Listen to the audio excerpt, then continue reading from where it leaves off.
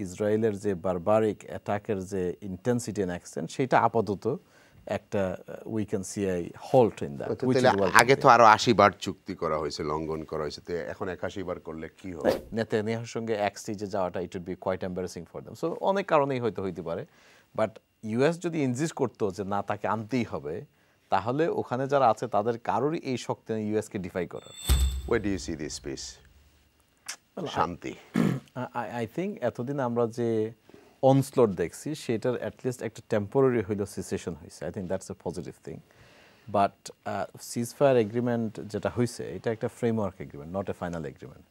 ফলে এখনও এই সমস্যার সমাধান, মানে Palestine state living aside, current ক্রাইসিসের সমাধান হয়েছে এটা এখনও বলা যাচ্ছে না।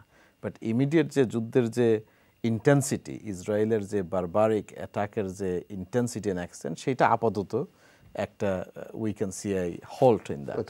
আগে তো আরো 80 বার চুক্তি করা হয়েছে, লঙ্ঘন করা হয়েছে, তো এখন 81 বার করলে কি হবে? এখনের চুক্তিতেও তারা কিন্তু already Qatar, which is one of the negotiator, already complain যে Israel has not adhere to the peace, to the agreement. হ্যাঁ, তো ইসরায়েলের, এবং ইতিমধ্যে ইসরায়েল অ্যাটাক করছে অলরেডি 2 দিন, I think 2 days ago they launched an attack.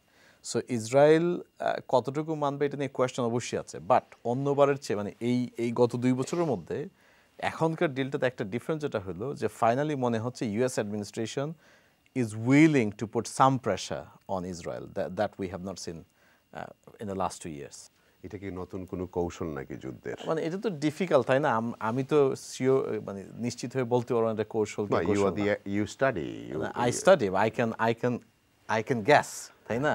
তা আমার কাছে মনে হচ্ছে যে এইবার ইউএস সিরিয়াস। কেন এটা মনে হচ্ছে?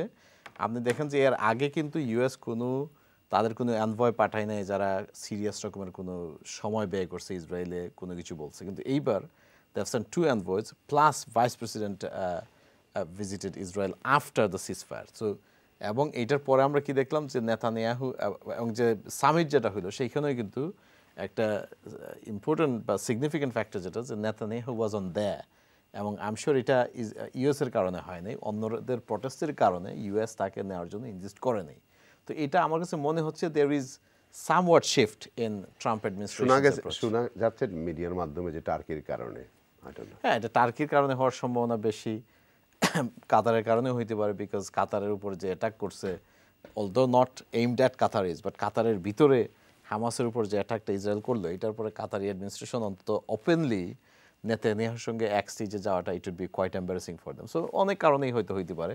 বাট ইউএস যদি ইনজিস্ট করতো যে না তাকে আনতেই হবে, তাহলে ওখানে যারা আছে তাদের কারোরই এই শক্তি নেই ইউএসকে ডিফাই করার। কেমন? যেমন আমি আপনাকে আমার অভিজ্ঞতার কথা বলি। I was in Istanbul few weeks এগো।